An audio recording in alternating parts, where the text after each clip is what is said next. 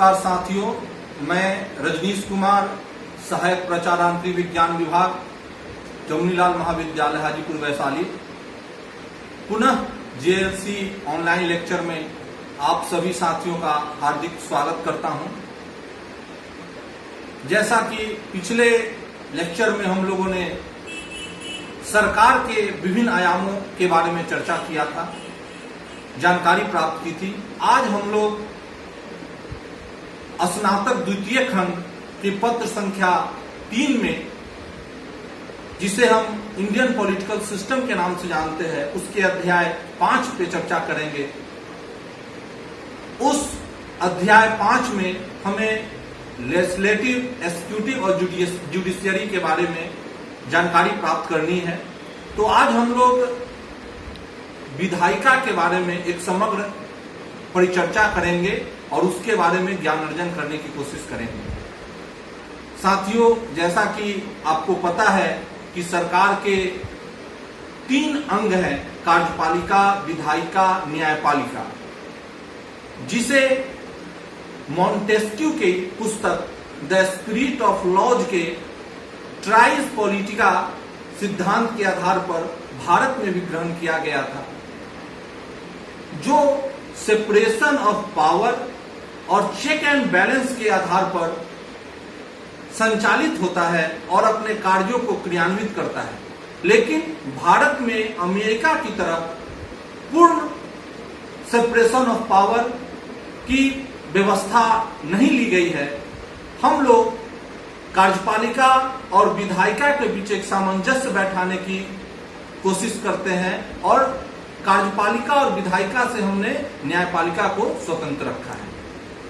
तो आज हम विधायिका पे चर्चा करेंगे। जैसा कि आपको पता है कि सरकार के 3 प्रमुख अंग हैं, कार्यपालिका, विधायिका और न्यायपालिका। विधायिका का कार्य टू मेक ए लॉ, यानी कानून को बनाना, विधेयक को बनाना, जो देश के लिए और देश के संचालन के लिए आवश्यक है, वैसे कानूनों को बनाने का कार्य विधायिका करती है। कार्यपालिका टू एक्जीक्यूट द लॉ, विधायिका द्वारा बनाए गए कानूनों को क्रियान्वित करने का काम करती है। और जो जुडिशियरी, जो सरकार का तीसरा अंग है, न्यायपालिका, वह संविधान, वह बनाए गए कानूनों को इंटरप्रेट या व्याख्या करने की कोशिश करती है, जांच पड़ताल करने की कोशिश करती है कि कार्यपालिका और विधायिका द्वारा जो कानून बनाया और लागू किया गया है वह संविधान के अनुसार है कि नहीं। तो सरकार के तीनों अंगों की स्पष्ट कार्यों का बंटवारा है और माना जाता है कि यह तीनों अंग अपने कार्यों का बखूबी पालन करेंगे, एक दूसरे में बिना अनाधिकार हस्तक्षेप करते हुए। विधायिका को भारत में संसद के नाम से जाना जाता है, जिसे हम लोगों ने ब्रिटेन से अपनाया है, ब्रिटेन की संसदीय शासन प्रणाली से अपनाया है।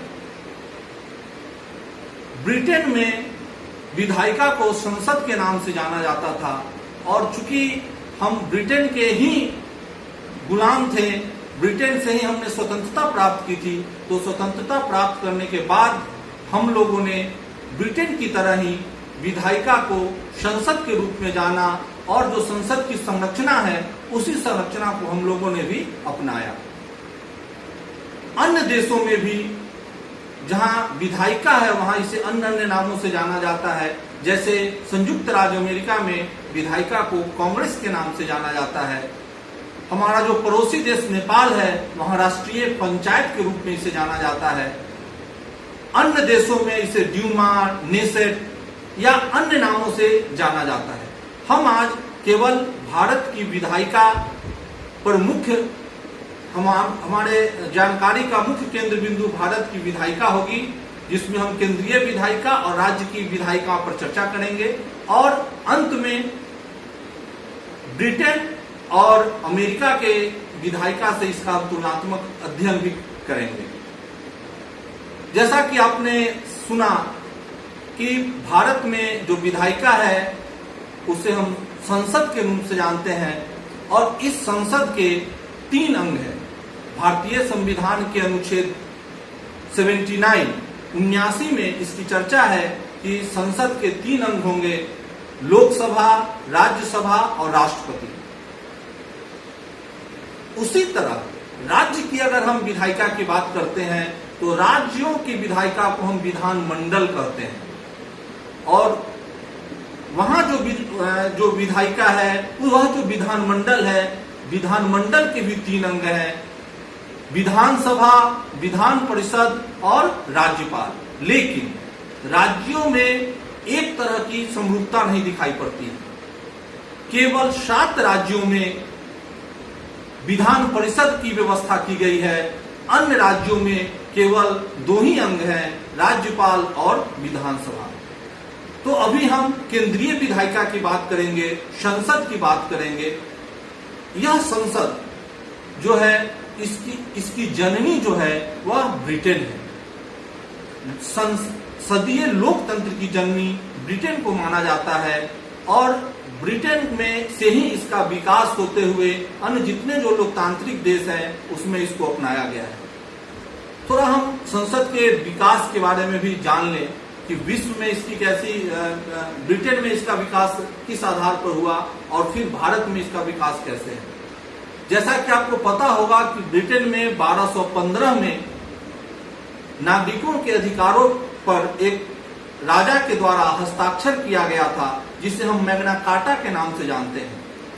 राजा जॉन ने 1215 ईस्वी में ब्रिटेन के नागरिकों के अधिकारों की रक्षा के लिए एक पत्र पे हस्ताक्षर किया, और वहीं से माना जाता है कि अधिकारों की नींव पड़ने लगी। उसी अधिकार में जो वहां के लैंडलॉर्ड्स थे, 2 लॉर्ड्स थे, जो एरिस्टोक्रेट्स थे, उनका एक संगठन काम कर रहा था, और उस संगठन को यह अधिकार मिला कि अब ब्रिटेन में कोई भी नया टैक्स अगर लाना हो या टैक्स के रकम में वृद्धि करनी हो, तो जब तक संगठन या राजा को सलाह नहीं देगा तब तक राजा अपने स्तर से इस टैक्स का वृद्धि नहीं कर सकता है। जैसा कि आपको पता है कि ब्रिटेन में राजतंत्र था। राजतंत्र भी कैसा? एब्सोल्यूट मोनार्की, निरंकुश राजतंत्र, जहां राजा ही शासन का केंद्र बिंदु था और मुख्य कानून है, यानी राजा के मुख से निकला हुआ वाक्य जो है वही कानून का रूप ले लेता था। तो वैसी स्थिति में पहली बार इस तरह का जो प्रयास है वह संसदीय लोकतंत्र की नींव डालता है। आगे 1265 ईस्वी में राजा के द्वारा पहली बार इलेक्टेड जो पार्लियामेंट है उसका गठन किया गया। वह आज के पार्लियामेंट की तरह नहीं था, वह एक संगठन था, एक संस्था थी, जिसमें वहां के जो उस समय राजवंश के जो सदस्य होते थे या जो एरिस्टोक्रेट थे, जो लैंडलॉर्ड्स थे, उनका ही एक संगठन था, और वह उसको कुछ अधिकार राजा के द्वारा प्राप्त था।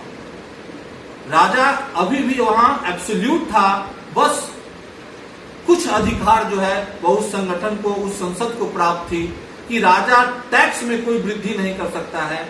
और यही जो संगठन है वह धीरे धीरे आगे चलकर बीच में ब्रिटेन जो है वह कई दौरों से गुजरा, जिसमें वॉर ऑफ रोजेस था, वहां का गृह युद्ध था, और अंत में जो एक क्रांति है, गौरवपूर्ण क्रांति, ब्रिटेन की गौरवपूर्ण क्रांति 1688 में, जिसमें एब्सोल्यूट मोनार्की की जगह कॉन्स्टिट्यूशनल मोनार्की का प्रावधान किया गया, और संसद जो है वह पहली बार राजतंत्र के समक्ष ज्यादा शक्तिशाली प्रतीत होता चला गया।